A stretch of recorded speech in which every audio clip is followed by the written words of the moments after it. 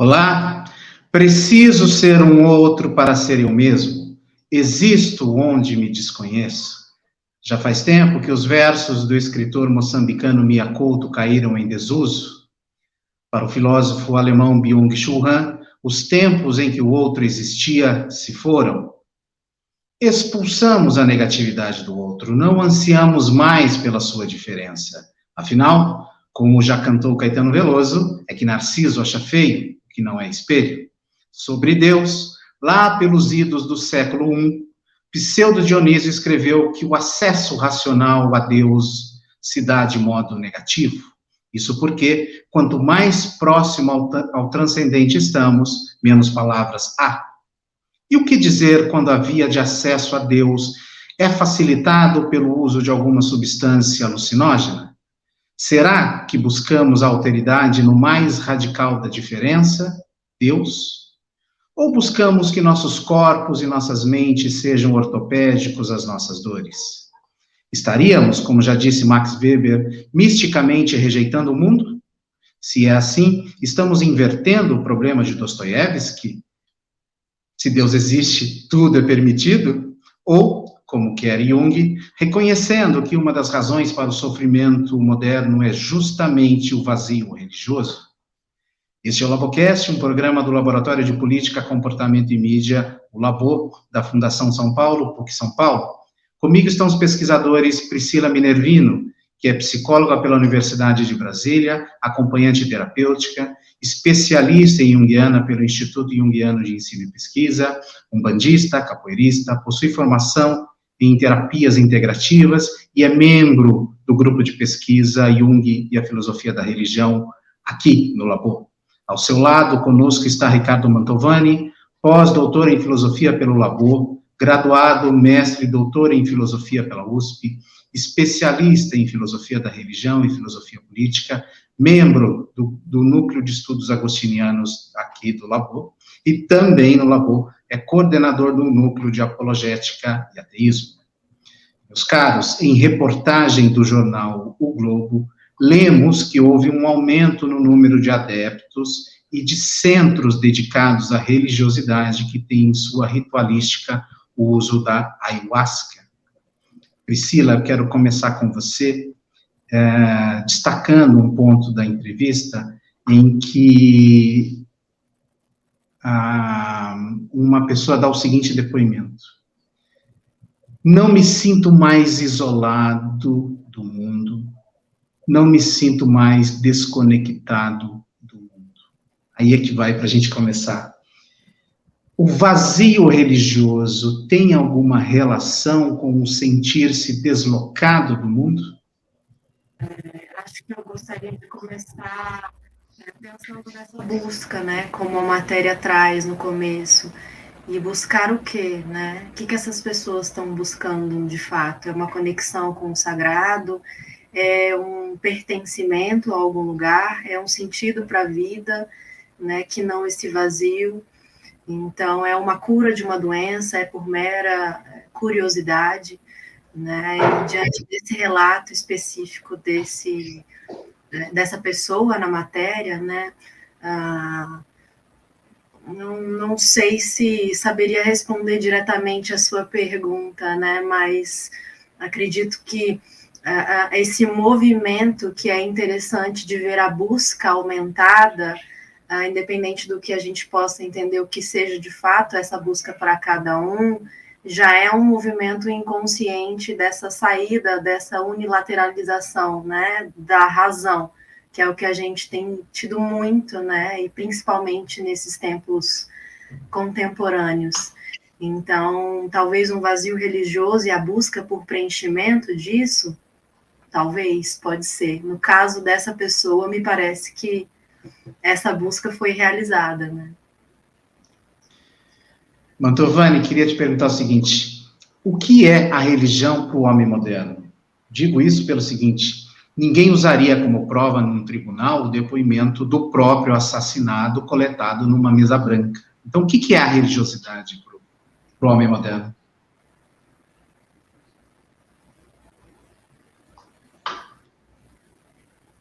Desculpa, eu comecei a responder com o microfone desligado. Eu não sei se daria para responder a religião em geral, né? Quer dizer, porque é um fenômeno muito amplo, né? É lógico, assim, de maneira muito, muito tranquila, a gente pode falar que a religião, seja lá o que ela for, ela não é algo que é levado muito a sério, como já foi algum dia. Isso é um fato, eu acho que está por detrás da sua pergunta, né?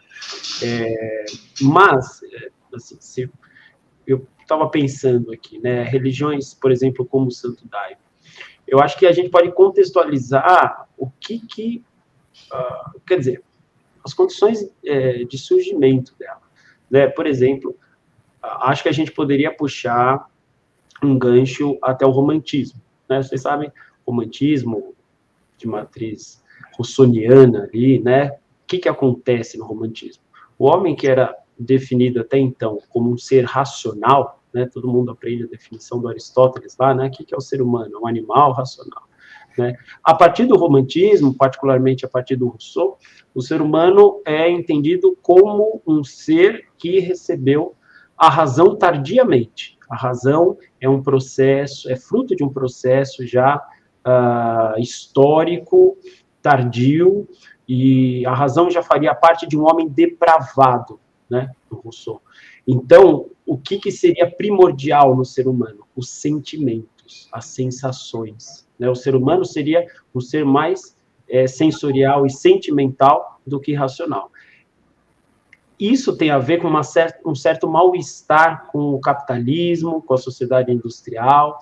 Então, começa todo esse movimento bucólico, né? De procurar a natureza, de procurar o contato com algo que a gente teria perdido, e que vai desembocar depois nos hippies, nos anos 60. Né? Então, eu acho que essa religião, particularmente, por exemplo, o Santo Daime, dá para ser pensado nessa chave, um certo desconforto com a razão e com a civilização que a gente criou.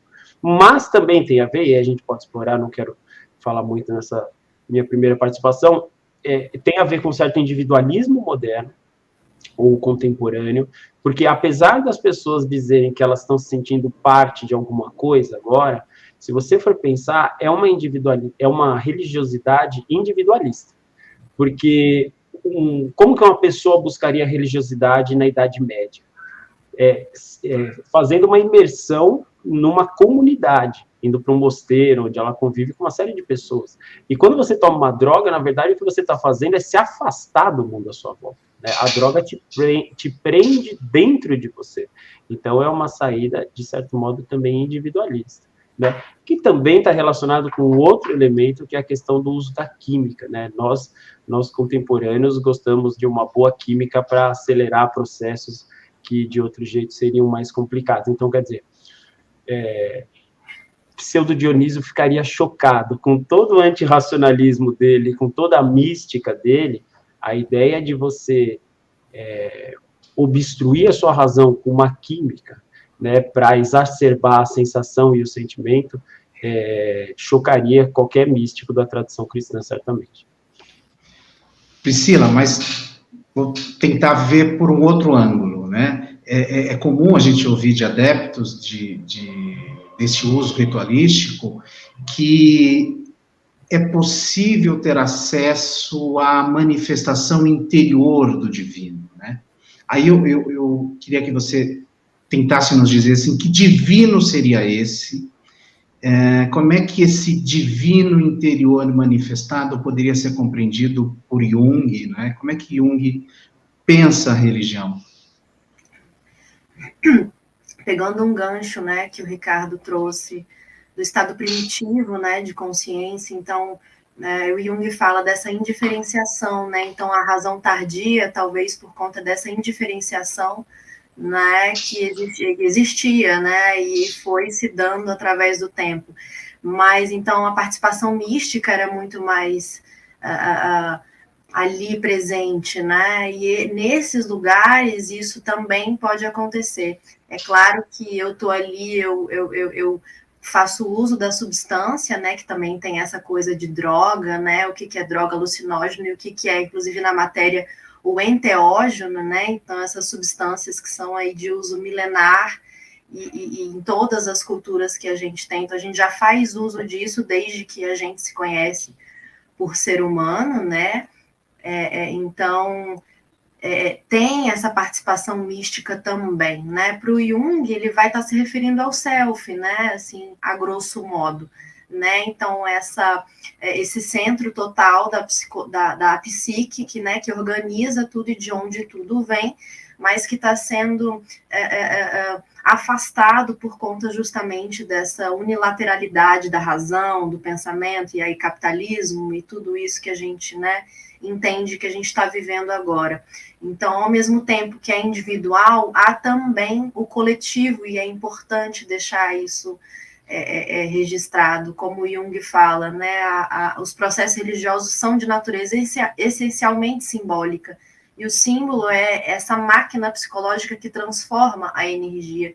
Então, isso, de certa forma, dentro do contexto religioso, é coletivo, apesar de também individual. E também, como a matéria coloca, né, a substância enteógena, que facilita o homem viver com a consciência mais expandida.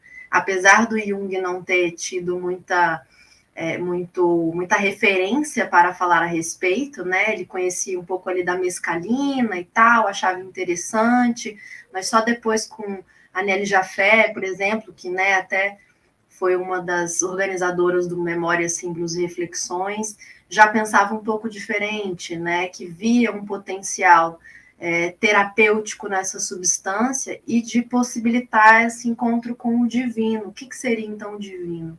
Eu arriscaria dizer aqui, né, que é o contato com essa totalidade, né, com a própria alma, né, que é muito mais amplo do que o complexo do ego, né, mas que hoje em dia está tão super, hiper valorizado. Então, mais ou menos por aí. Ah, muito legal. Isso me faz pensar assim, bom, já que tem camadas da gente que, né, por essa passagem do tempo, ficou um pouco, digamos, diminuída, né, a razão inflou, né, e devido à inflação da razão, movimentos de tentativa de recuperação, como o Mantovani citou, o romantismo, né, de certa forma vai indicando que a gente precisa mais, né, o humano é esse animal que precisa de uma experiência mais completa, né.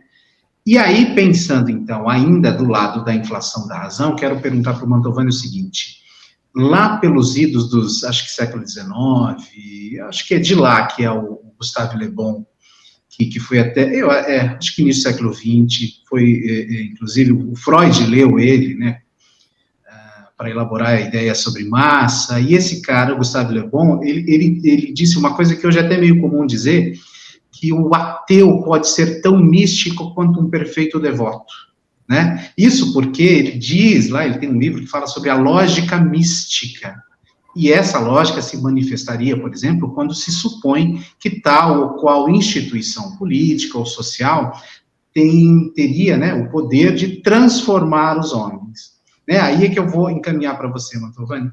Existe alguma relação entre religião e revolução? Seja aquela revolução para frente, né, o progressismo, ou aquela religião ou revolução para trás, né, o reacionarismo?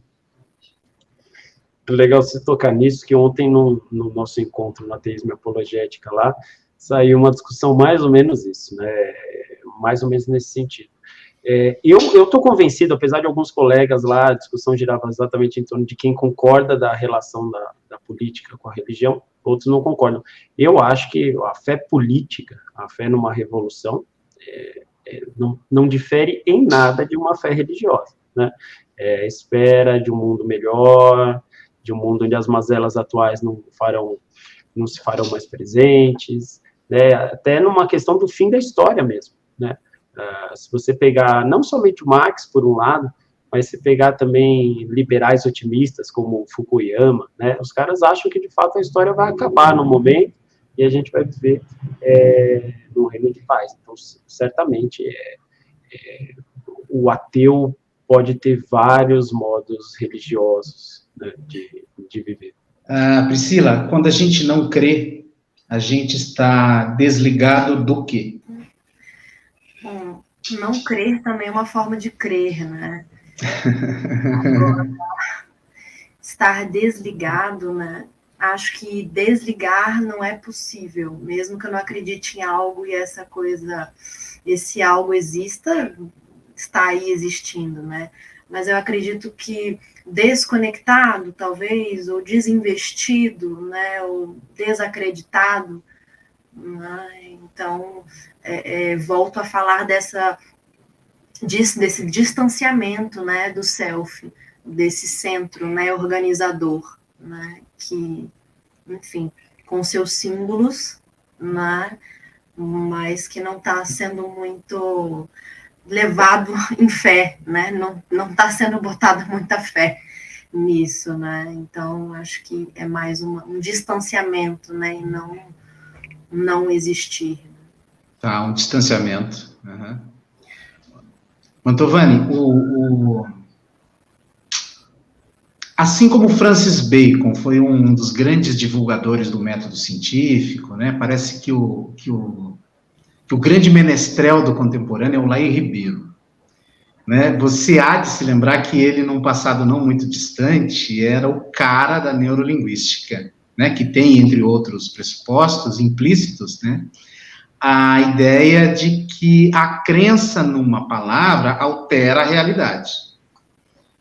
Os adeptos do ritual com ayahuasca, como qualquer outra forma de associação atual, né, como nas políticas de identidade, a matéria traz isso, e a Priscila já lembrou, dizem preferir o termo enteógena ao termo alucinógena, que, claro, seria pejorativo, né? Toda essa volta é para te perguntar o seguinte: por que nós, contemporâneos, acreditamos tanto na magia das palavras? Isso daí é uma coisa humana, né? Acreditar na magia das palavras.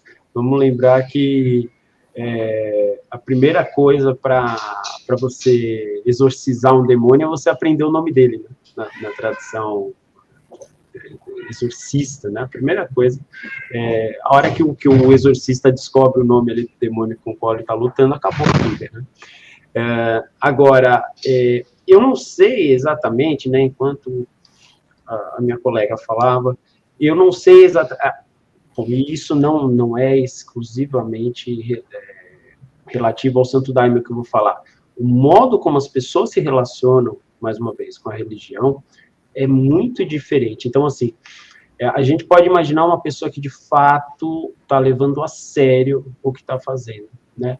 Mas a minha fala aqui, está indo mais no sentido do voyeur, que eu imagino que essa pessoa que não leva a sério a religião, ela é a maior parte em todas as religiões, né? Então, inclusive, a minha fala inicial vai muito nesse sentido, sabe aquela coisa está muito na moda, né? Eu quero ter uma experiência, né? Eu quero ter uma experiência culinária, eu quero ter uma experiência com ayahuasca, e, quer dizer, pessoas totalmente desvinculadas das crenças relacionadas, que estão envolvidas, né? Acabam indo lá, provavelmente, né, assim como vão em qualquer tempo, acabam indo para ter uma experiência descolada. E aí que eu acho, né, a minha fala inicial talvez possa ter parecido dura, mas vai nesse sentido de que a maioria das pessoas, eu acho, né, está atrás de um certo atalho para chegar numa coisa onde dá muito trabalho. Um contato com Deus, né, para quem é religioso a sério, sabe que é uma conquista, né, ou é uma dádiva do próprio Deus, né, que aí eu não tenho nada para fazer, que ajude, né, a famosa graça, o famoso êxtase místico, ou é um trabalho de ascese que leva uma vida inteira, né? E o homem contemporâneo, de algum modo, quer achar um caminho curto, eu acho. Então, a pessoa desvinculada de qualquer crença, desrespeitando, em certo sentido, todo aquele meio, quer, sabe... As pessoas, quando eu uso o termo aqui alucinógeno, né, as pessoas usam como alucinógeno, né, do interior da religião, certamente pode ser compreendido de um outro modo, mas as pessoas, eu acredito que vão lá para exacerbar, né, procuram essas práticas para exacerbar o seu individualismo, no certo sentido, para viajar. Né? Então, você acha, então, você ainda continua com você acha, então, que não tem uma experiência de alteridade? Eu acho que para a maioria das pessoas não. Porque uma química, seja ela qual for, por si só, não é capaz de fazer isso. Né? A química, se você não tem se você não sabe o que você está fazendo, né? Se você não tem, de fato, uma compreensão profunda daquilo lá, a substância acaba virando um alucinógeno. Né? E como eu disse, o alucinógeno, entendido como alucinógeno, ele não é uma pessoa, não é algo que te leva para fora, ele é algo que te prende em você mesmo.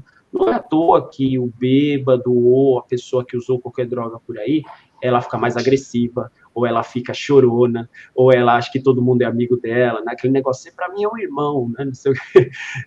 Porque ela tá com aqueles sentimentos todos aflorados, né? Então, ou seja, ela tá mais presa nela, né? Então, eu acho que a chave para entender, como eu disse, não a versão séria da religião, né? Porque, vamos ser sinceros, em cada religião tem 2 pessoas sérias que seguem, 3 talvez, né? Mas para a gente entender o público vasto da religião, sobretudo uma religião que usa uma substância que tira a pessoa do estado normal, na verdade elas estão só exacerbando o individualismo delas, elas estão indo para lá como quem vai para uma rave, né? Como quem vai atrás de uma experiência. Eu sou bastante cético, eu não acho que as pessoas mudem de fato quando elas vão nesse espírito. Priscila, na medida em que a gente, ao conseguir conectar-se consigo mesmo, algo desse divino pode ser manifestado, ainda que seja induzido por uma bebida, né, aspas, alucinógena, ou, enfim, acho que a palavra não é a questão. Você acha que a gente encontra uma alteridade nisso? Um outro de nós mesmos? Acho que a palavra é a questão, sim, sabe? Porque isso é que faz diferenciar, né, a experiência, ou pelo menos indica essa diferença de experiência, né? Como o Ricardo estava falando. Eu vou lá para ficar doidão, eu vou lá para falar que eu sou cool, ou eu vou para lá para entender e ver algumas coisas, né, com esse estado alterado de consciência e trabalhá-las, ou seja, implicar num processo de autoconhecimento, e é justamente a crítica que o Jung faz, e até os pós-jungianos, que já veem, né, a possibilidade de ajuda terapêutica dessas substâncias, mas que precisam ter, sim, um trabalho de autoconhecimento, para que seja possível, né, a elaboração, a assimilação e integração desses conteúdos, né, porque senão vira uma banalização, como o Ricardo está falando. Então, sim, acredito que com seriedade, né, não gosto dessa palavra sério, né, a gente está muito sério, né, mas com comprometimento, né, eu acredito que é possível, sim, né, ter encontro com a alteridade, tanto dentro de mim mesmo, ou seja, os outros dentro de mim, né, seriam os complexos, enfim, todas as outras coisas que também tem em mim, assim como lidando com isso e trabalhando com isso, poder também lidar com a alteridade que está fora, né? Então, eu acredito que é possível, mas como o Ricardo também colocou, é trabalhoso. Então, não é tão fácil assim. E por isso que ele está colocando que a maioria das pessoas não leva isso tão a sério, né? Eu diria que talvez meio a meio, vamos dizer, né? Mas acredito que é possível, sim. Inclusive, tem clientes que são adeptos, né? E, então, é legal essa troca de poder ver a pessoa tendo a experiência, trazendo, né, para o contexto clínico, para elaborar esses conteúdos que emergem, porque também, se não tiver isso, os conteúdos podem vir e eu posso cindir, eu posso esquizofrenizar, né, e até morrer. Então, eu acho que o acompanhamento disso que surge é muito importante. E eu vou colocar para a gente já encaminhando, infelizmente, para o final, vou colocar uma questão para vocês dois, que é assim, mas eu vou na trilha da banalização, não quero da parte séria. Seria por estar de olho no mercado dos bens de consumo, do vazio religioso, então, que a indústria farmacêutica e os órgãos reguladores se dizem preocupados com o uso da ayahuasca? Sim, acredito que tem, sim, né? É claro que tem, né? Mas é isso, a gente tem que entender o que está acontecendo, né? E entender esses lugares também, que é uma outra preocupação, né? Que lugares são esses? Que pessoas são essas que estão à frente desses trabalhos? Porque em todos os lugares, né, podemos ter pessoas que não são tão, né, comprometidas, responsáveis com o trabalho e podem acabar num fundamentalismo religioso e, né, pregando algo ao próprio serviço do que ao coletivo, né? E é esse coletivo que precisa desse sustento e a indústria farmacológica domina, né, isso. Então, é um jogo muito complexo, né, mas com certeza existe esse olho, né, dessa legalização, dessa, nossa, enfim, essa guerra de poder. Mantovani, comenta aí com essa... Não, com relação a... Isso daí é lógico, é o tipo de problema onde a legislação entra numa sinuca de bico, né? Porque, por um lado, ela defende a liberdade de culto, e, por outro lado, tem a questão com o uso de substâncias alucinógenas. Então, fica uma dificuldade. É que nem na questão do respeito aos animais, né? Quer dizer, há cultos religiosos que há sacrifícios, mas também tem a questão dos direitos animais. Então, é bastante difícil achar uma regulamentação final. Mas, sinceramente, independentemente do que tentarem regular, eu acho que não vão conseguir, sinceramente. Eu acho que não deve mesmo, porque há as pessoas que têm isso, de fato, por religião, por uma ligação real com o divino. E, por outro lado, tem a demanda social, né, da galerinha que quer ser cool, e você não segura esse pessoal, né? O mercado das religiões, né? Não tem jeito, tá tudo na prateleira.